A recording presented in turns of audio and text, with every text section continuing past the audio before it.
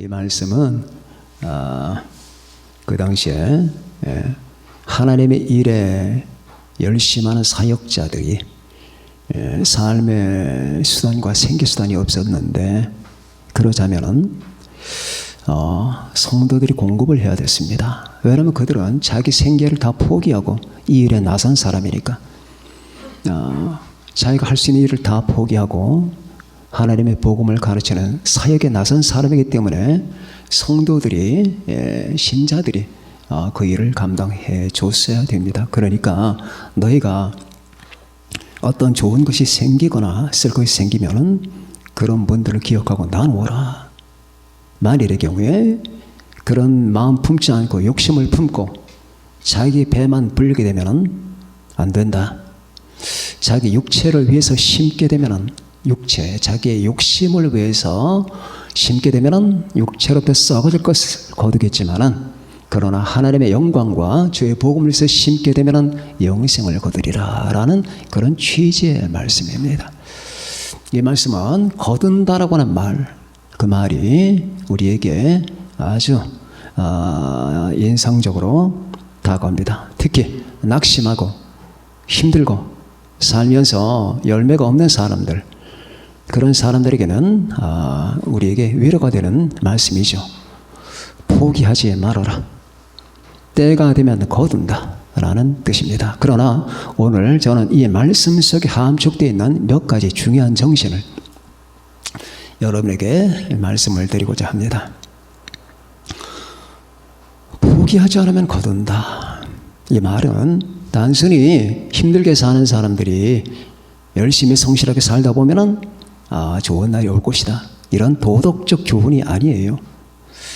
성경에는 도덕적 교훈을 훨씬 초월하는 진리들이 많습니다. 착하게 살고 위로받고 힘들 때 도와주고 그런 정도가 아닙니다. 그건 가장 밑바닥의 복음이고요. 여러분과 제가 이 말씀을 보면서 나는 무엇을 거두었나? 금년의 인생에 무엇을 거두었나? 코로나 극성 맞죠? 사는 거 쉽지 않죠. 몸도 아프죠. 하는 일도 잘 안 되죠.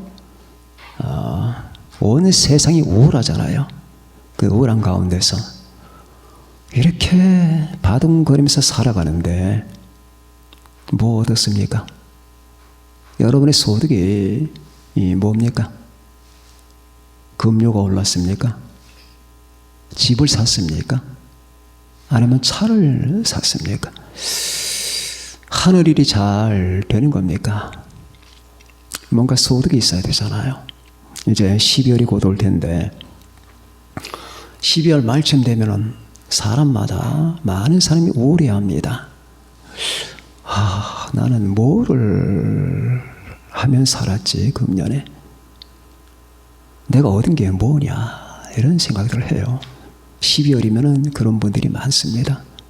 저도 과거에 그런 적이 있거든요.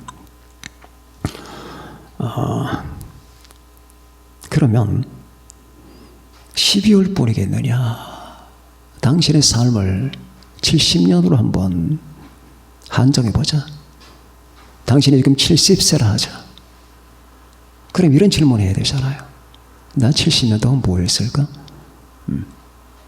이 70년이라고 하는 기나긴 장시간 동안에 도대체 뭘 나는 얻은 건가? 무슨 짓 하다가 내가 여기까지 왔을까? 나 직장도 다니고 학교도 마쳤고 공부도 열심히 했어. 사업도 해봤어. 결혼도 했지. 아기도 낳고 키웠고 이제까지 결혼 생활 40년 동안 나 충분히 했지. 자, 그렇게 위로가 될까요? 그러면 옆에서 그래서 뭔데? 뭐 그게 뭔데? 관건은 뭐냐면은 당신이 뭘 남겼느냐가 아니야. 지금 당신의 존재 속에 뭘 가지고 뭘 느끼고 있느냐가 중요한 거야. 제가 여러분에게 자주 말씀을 드리죠. 내 행복을 결정하는 건 내 바깥에 있는 게 아니거든요. 내 아들이, 내 남편이 건강하고 뭐 집이 괜찮고 그런데 돌아서면 스산한 바람이 가슴을 지나가요. 그게 당신하고 무슨 관계인데? 관계가 전혀 없는 건 아니겠지. 근데 당신 존재 자체에는 큰 의미가 없어.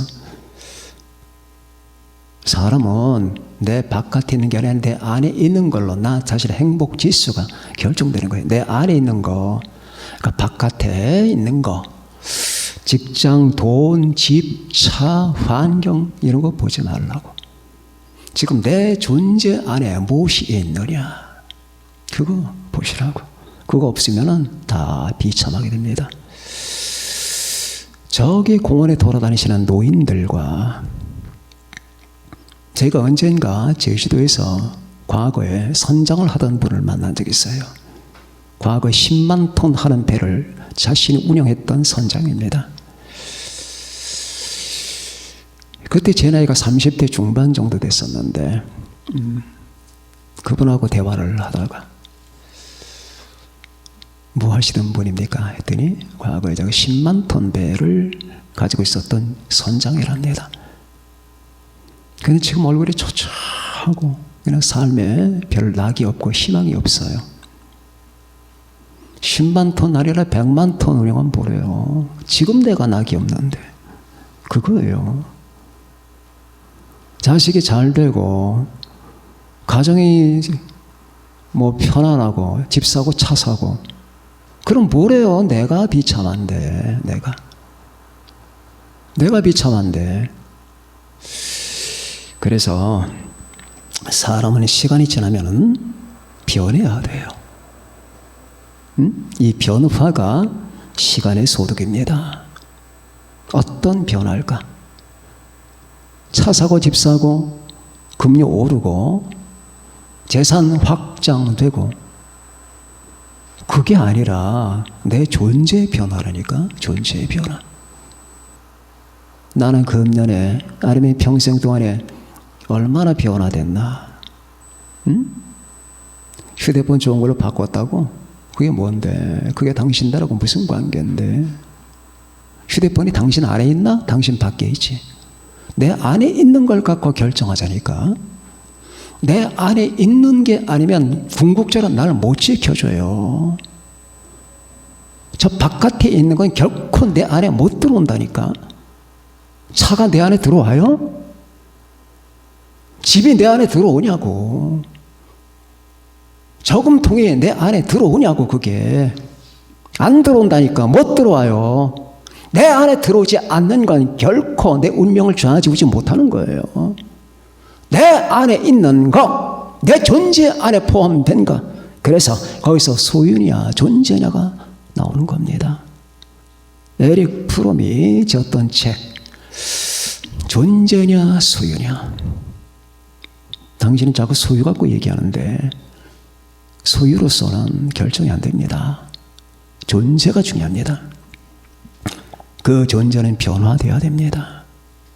소유냐 존재나. 수많은 사람이 소유 가지고 자랑하거나 만족하잖아요. 소유. 얼마나 소유가 많아요. 이건희 회장님이 소유가 얼마나 많습니까? 그 소유가 그분의 존재입니까? 아닙니다.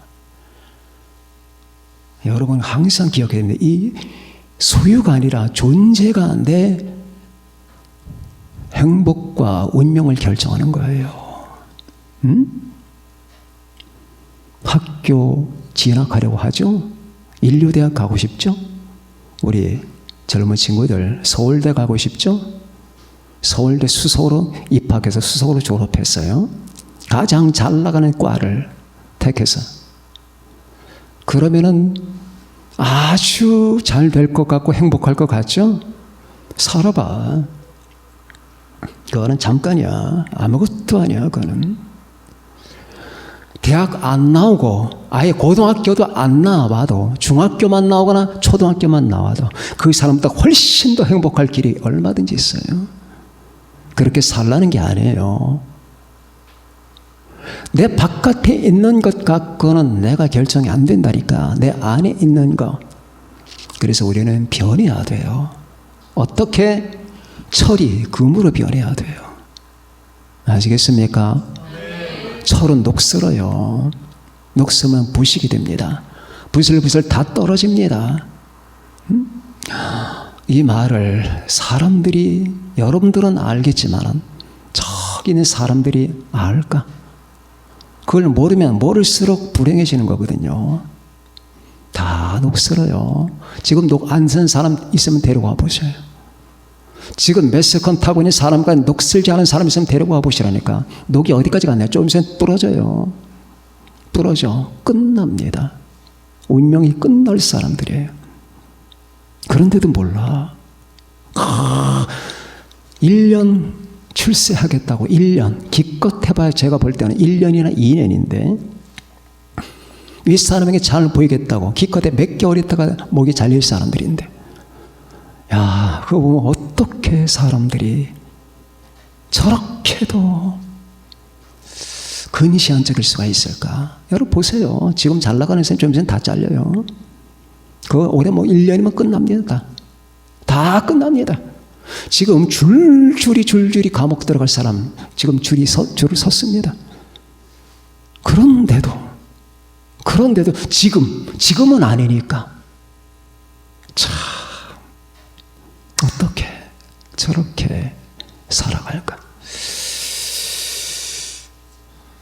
변해야 됩니다. 당신은 녹이 슬 만큼 슬어서 녹 슬 때도 이제 없어요. 금이 돼야 됩니다. 금. 변해야 돼요. 변해야 돼. 돈 갖고는 절대 행복 못한 거예요. 절대로 안 돼요. 이 세상에는 믿음으로만 되는 게 있어요. 그래서 금보다 귀한 믿음이라는 거예요. 그죠? 제가 수요일 충분히 말씀드렸잖아요. 금보다 귀한 믿음이야. 철보다 귀한 게 금이야. 금보다 귀한 게 믿음이에요. 그래서 믿음의 변화가 있어야 돼요. 여러분 속에 믿음의 변화가 있어야 됩니다. 여러분 인격의 변화가 있어야 되고 인생의 변화가 있어야 되는 거예요. 그러면 그게 소득이 되는 겁니다. 그렇지 않으면 거둘 게 없어요. 때가 돼도 거둘 게 없는 사람들이 얼마나 많은지 몰라요. 우리 친구들 공부들 많이 열심히 하되 여러분 알아야 돼요. 앞으로 살다 보면은 눈물을 강물처럼 흘려야 될 일들이 얼마나 많은지 몰라. 우리 어린 친구들 아는지 몰라. 눈물이 강물처럼 흘러야 돼. 죽고 싶을 때가 한두 번이 아니야. 인생이라는 게 그런 거예요. 여러분들 엄마 아빠 밑에서 맛있는 거 사달라고 어디 가자고 졸라댔지. 이제 여러분이 딱 엄마 아빠가 이제 딱 떨어져서 독립하게 됩니다. 그때부터는 죽고 싶은 순간들이 막 찾아와. 이 삶, 인생이라는 게 장난이 아닌 거예요. 무시무시한 거야. 예수님 없이는 절대 이 강을 못 건너가는 거예요. 하나님을 믿어야 됩니다. 내가 시간이 갔는데도 철이 없는 행동을 생각을 하면은 이 세상 사람들은 그 결과는 아주 처참할 거예요. 변해야 됩니다. 내게는 영원히 변할 수 없는 금이 있다. 내 안에는 내 밖이 아니라 내 안에는 그 누구도 뺏어갈 수 없는 별이 하나 있다. 태양이 있다. 태양이 있다. 주 예수 그리스도가 있다. 새벽별 예수님이 계시다. 새벽이면 이제 떠오르실 그 별이 계시단 말이죠. 내 안에 있단 말이에요. 내 안에 거하라. 나도 너희 안에 거하리라. abide. 영원토록 너희 안에 존재하리라. 그 말이에요. 내 안에 하나님이 계시구나. 여러분 가장 중요한 문제입니다. 여러분 이 말 기억해 두세요. 다른 데 보지 마세요. 내 집 보고 친구 보고 세상 보고 이 나라 보고 그거 보지 말어. 내 안을 봐봐. 내 안에 하나님이 없다면 나는 마귀 거야. 마귀 거. 언젠간 마귀가 우리의 목을 잘라갈 거예요. 내 안에 하나님이 없다. 이것처럼 슬프고 비참한 게 없는 거야. 내 안에 하나님이 없다면 어떤 결과가 날까? 가련 유다 결과가 나. 가서 나뭇가지에다가 목을 맨다니까. 금년에도 많은 사람이 목을 맸잖아요. 그죠? 들어봤죠? 정치하는 사람들, 연예인들, 많은 사람이 목을 맸잖아. 왜 그럴까? 그 안에 하나님이 없어서 그런 거야. 그 안에 예수님이 없기 때문이야. 아까 목사님이 얘기했죠? 살다 보면은 죽고 싶은 순간들이 막 쳐들어온다니까. 그거 감당하지 못하니까 죽는 거야. 자살을 하는 거예요. 남의 얘기 같지? 아, 나는 안 그럴 거야. 예수님 없이는 다 그렇게 돼. 다 그렇게 돼요. 내가 예수님을 믿고 그분이 나를 위해서 십자가 죽으셨다는 사실을 믿고 그분이 내 안에 계시고 내가 그분만 믿게 되면은 영원히 구원받고 하나님 나라 간다라고 하는 이 소망이 없다면은 다 그렇게 되는 거야. 그렇게 시간이 가면은 우리의 믿음이 변하고 우리의 마음도 변하고 하나님과의 관계도 변하는 이 같은 소득을 모두 얻으시기를 바랍니다. 그게 시간의 수학이에요.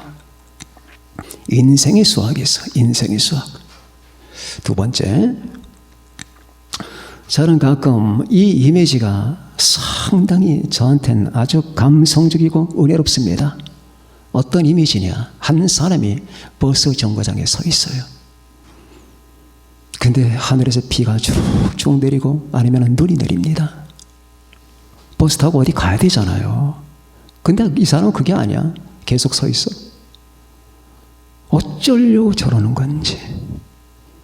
왜 그런가 알아봤더니 거기가 자기 집인 줄 알아.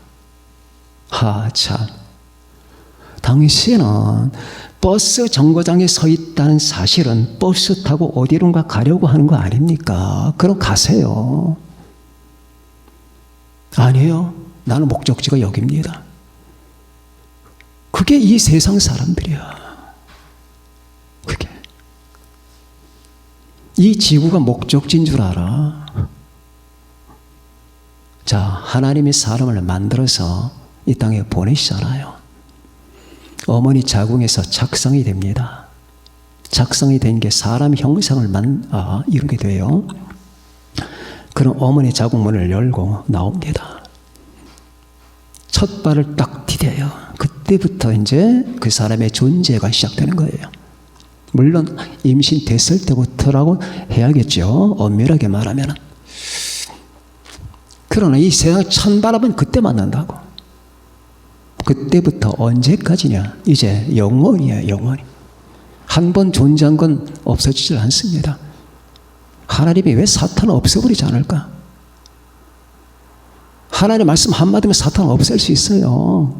이 세상의 모든 타락한 천사, 귀신, 악령들을 말씀 한마디로 1초면 다 없앨 수가 있는데 안 그러셔. 그게 하나님의 법칙이고 한 번 존재하게 했던 것은 영원히 존재하는 거예요. 문제는 어떤 방식으로 존재하느냐가 이제 문제죠. 자, 그런데 그렇게 나왔던 사람이, 이 사람이 여기 온 것은 여기 존재하기 위해서 온 게 아니라 여기를 지나서 어디론가 가려고 하는 거예요. 믿습니까? 여러분과 제가 버스 정거장에 서 있습니다. 비가 내리고 눈이 내립니다. 바람이 붑니다. 주룩주룩 추적추적 비는 내리는데 하루 이틀 3일 4일 1년 12달 거기에 서 있다면 그건 정신병자예요. 버스 정거장은 버스를 타라고 있는 거지 거기 살라고 있는 게 아니거든요. 그런데 예수 안 믿는 사람들, 하나님 없는 사람 다 그렇게 살아. 이게 자기 고향인 줄 알아.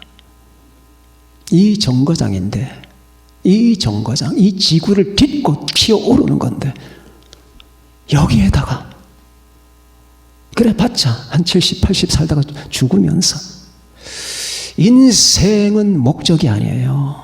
인생은 경유십니다. 목적은 영생입니다. 따라서 힘들게 비와 바람을 맞으면서 이 땅에 살았던 사람들이 얻을 수 있는 최선의 수확은 영생입니다. 내 아버지의 뜻은 아들을 보고 믿는 자마다 영생을 얻는 이것이 마지막 날에 내가 이를 다시 살리리라. 요한복음 6장 40절. 죄의 삭은 사망이요 하나님의 은사는 그리스도 예수 우리 주 안에는 영생이리라. 로마서 6장 23절.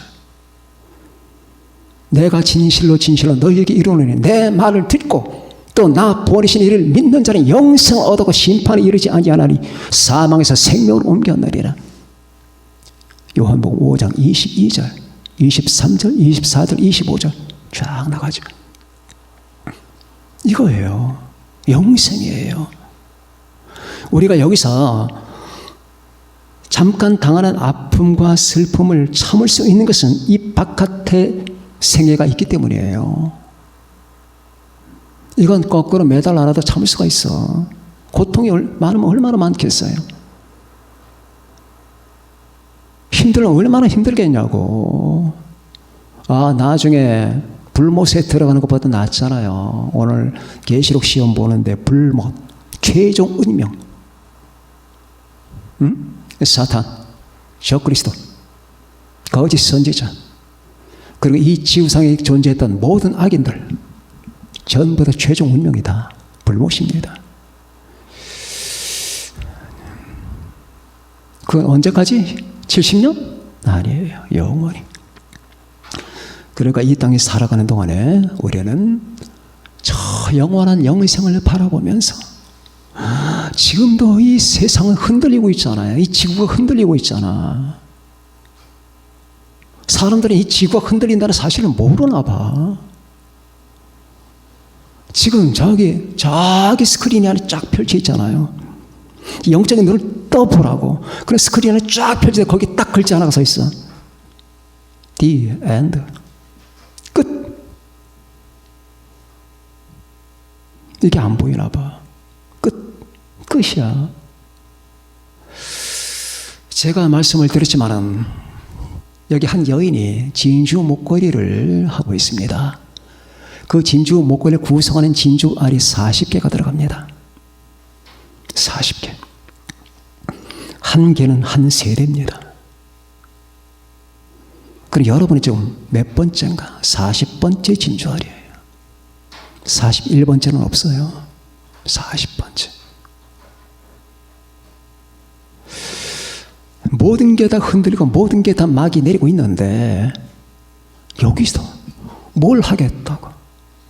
심지어 지금 미국의 많은 부자들이 그 미국의 그 조용한 주원한 뉴질랜드로 도망가서 거기다 지하에다 땅을 파고 10m, 30m, 50m 거기다 아파트를 짓고 지구가 멸망하면 거기서 살겠다고 하는 사람들이 많아요.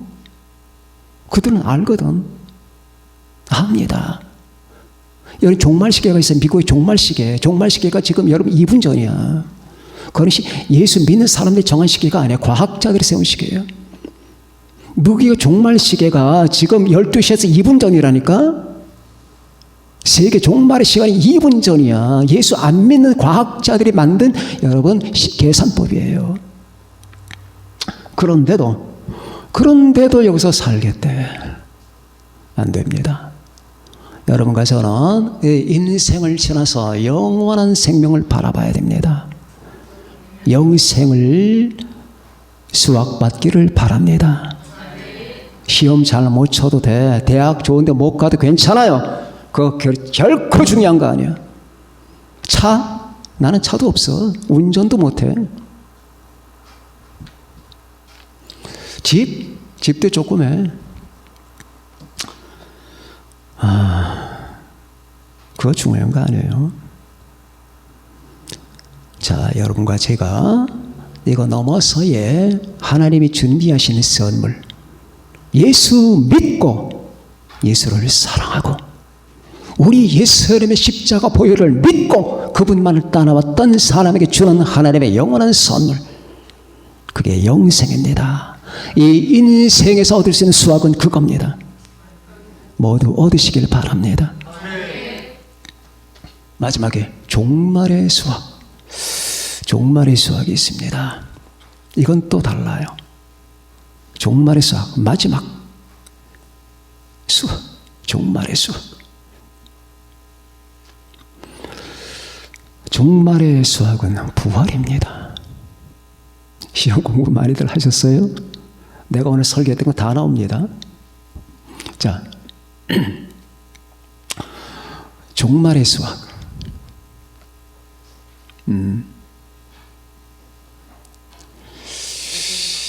이거는 변화도 아니고, 물론 영생과 관련이 있지만은 영생만도 아니고 종말의 수학이 있어요. 그건 부활이에요. 부활. 기러기들이 얼마 전에 보니까 하늘에 날아가는데 히읗자로 형성해서 날아갑니다. 그 기러기들이 막 날아가다가 피곤해서 어떤 농가에 앉았어요. 농가에 앉아서 가만히 보니까 농부들이 수확을 하던 터라 먹을 게 굉장히 많았어요. 보니까 벽시들이 많이 떨어져 있습니다. 잔뜩 먹다 보니까 이러다 안 되겠어요. 빨리 날아가야지. 그래서 우리 이러면 안 되겠다. 빨리 가자. 해서 그냥 확 일동이 날아올랐습니다. 더 먹고 싶지만은 이러다가 안 되지. 겨울이 오면 우리 다 얼어 죽어 하면서 날아갑니다. 그런데 그 중에 한 마리가 안 날아가요. 난 조금 이따 갈 거야. 더 먹고 싶어 하면서 잔뜩 먹습니다. 그 다음날도 먹습니다. 그 다음날도 먹습니다. 그렇게 하다가 한 일주일 지나니까 몸이 불었어요. 살이 쪘습니다. 이제 잔뜩 먹었으니까 내 동료들 만나러 가야지. 어디 가볼까 하고 날개를 쫙 펴고 날아오르는데 날을 수가 없어요. 살이 쪄서 날을 수가 없어요. 갑자기 겁이 덜컥 났지만은 안 돼. 푸드득하다 떨어집니다. 그래서 결국 그 오리는 그 겨울에 얼어서 죽게 됐습니다. 무슨 말일까요? 이 세상에 여러분과 제가 이렇게 살다가 신앙생활하고 하나님을 경배하며 신앙생활을 지켜나가다가 주를 모시는 그날에 날아올 수 없는 오리가 되지 말자는 얘기예요. 갈 수가 없어. 무거워서. 너무 죄가 많아. 지방질이 잔뜩 꼈어. 다시 아까 첫째 주제로 돌아가게 되면 내 존재 안에 불필요한 것들이 너무나 많아. 불필요한 것들이 예수 아닌 것들, 말씀 아닌 것들, 하나님의 성령이 아닌 것들, 하나님의 은혜가 아닌 것들이 너무 많아. 그런 사람이 어떻게 주님을 만날 수가 있겠습니까? 우리 주님을 만나는 사람들은 완전한 사람은 아니에요. 우리 주님을 만나는 사람이 신적인 거룩함을 가져야 된다라는 그런 건 아닙니다. 그러나 기본적인 본질은 가지고 있어야 되는데 그것이 바로 예수 중심이에요. 예수 안에 거하는 자, 예수님과 연합된 자. 내가 천사처럼 완전한 건 아니다. 그러나 우리 주 예수 그리스도가 내 삶의 바탕이 됐고 나는 그분을 중심으로 움직인다 라고 하는 이 같은 기본적 구조를 가지고 있어야 되는 거예요. 그런데 이런 게 없는 사람들도 많잖아요. 아예 생각조차 안 하는 사람도 많습니다. 예수 믿는 사람이 예수가 없는 것처럼 흉한 게 없거든요. 예수 믿는 사람에게 예수처럼 또 아름다운 게 없는 거예요. 무엇이 날 이렇게 거룩하게 만드는 건가? 무엇이 나를 더 이렇게 찬란하게 만드나? 여러분, 예수 그리스도 안에 있고 예수님이 그 안에 있는 사람들의 그 인생과 영혼을 보세요. 다이아몬드처럼 빛납니다. 찬란하게 빛이 납니다. 그들은 순수합니다. 다른 욕심이 없습니다. 조금 더 나아가게 되면 이 마지막 세대를 살아가는 사람에게 딱 하나의 것밖에는 관심이 없어요. 딱 하나는 돈도 아닙니다. 딱 하나는 집도 아닙니다. 차도 아닙니다. 딱 하나, 예수 그리스도 외에는 관심이 없어요. 그게 주님을 바라본다는 거거든. 나의 신랑 되신 예수님에 대해서 내가 관심이 없다면 그러면 나는 뭔가 내가 신부냐? 아니죠. 이게 중요한 겁니다. 이게 완전하다는 얘기가 아니에요. 정말로 주님을 사랑하는 신부들은 주 예수님 외에는 다른 관심이 없어요. 목사님, 그럼 이 세상 어떻게 살아가나요? 충분히 살아갑니다. 그렇다고 다른 걸 무시한다는 말이 아니에요. 밥을 먹어야 되잖아요. 돈을 벌어야 되잖아요. 인간관계 해야 되잖아요. 열심히 노력해야 되잖아요. 삶은 목숨이 붙어있는 순간까지는 인간은 성실해야 됩니다. 이거 전부 다 거부하는 게 아니라 내 모든 생활 패턴과 이 모든 생활품 가운데 가장 빛나고 있는 중심체가 뭐냐 이거예요. 그게 예수님이에요. 하나님이에요. 예수님을 경배하고 하나님 아버지를 경배하는 그것만이 그 사람의 최선의 목적이고 기쁨입니다.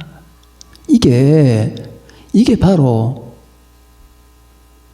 마지막 세대를 살아가는 사람들에게 필요한 거예요. 그러니 여기에 저족들 사람이 얼마나 많을까요? 그들은 예수님 모시는 게 무서워요. 여러분, 예수님 모신다는 얘기하면 벌벌 떠는 사람들 많습니다. 우리 같으면 그냥 막 지금 당장이라도 저는요 지금 오셨으면 좋겠어요. 지금 항상 지금이야. 제가 다 준비됐다 그 말이 아니라 저는 항상 지금입니다. 지금 오셨으면 좋겠어요.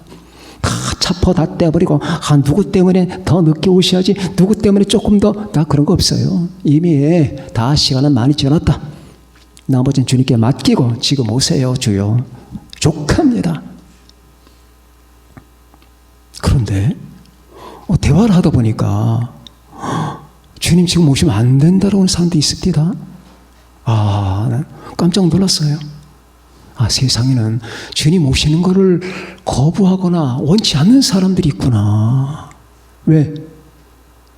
걸리기 때문에, 두렵기 때문에, 무섭기 때문입니다. 그러면 왜 그 무서움을 가지고 살아? 준비하며 살아야지. 안 그렇습니까? 그래서 이 종말의 수확은 부활입니다. 주께서 호령과 전사등의 소리와 하나님의 나팔로 친히 하늘로부터 강림하시리니 그리스도 안에서 죽은 자들이 먼저 일어나고 그 후에 살아남은 우리도 그들과 함께 구름 속으로 끌어올려 공중에서 주를 영접하게 하시니 그리하여 우리가 항상 주와 함께 있으리라. 그러므로 이러한 말로 서로 위로하라. 이게 첫째 부활이죠. 첫째 부활 기억해 두세요. 그리스도 안에서 죽은 자, 그리스도 안에서 산 자, 환난 때 목배움을 받아 순교한 자, 목배움을 받지는 않았지만 목배움을 받는 것 같은 처절한 신앙을 지킨 자, 구약 성도, 이게 다 첫째 부활에 들어가는 사람들이에요. 아셨어요? 이것도 시험에 나와요. 자, 그래서 여러분과 제가 이렇게 주님을 모시고 예배드리고 이런 주제를 갖다 서로 간에 상고할 수 있다는 게 복된 겁니다. 이걸 들을 수 있다는 게 복된 거예요. 곰곰이 생각해 보세요. 이게 왜 복된 건가? 이걸 듣기는커녕 이 주제에 접근도 못합니다. 접근도. 왜? 본질이 다르거든.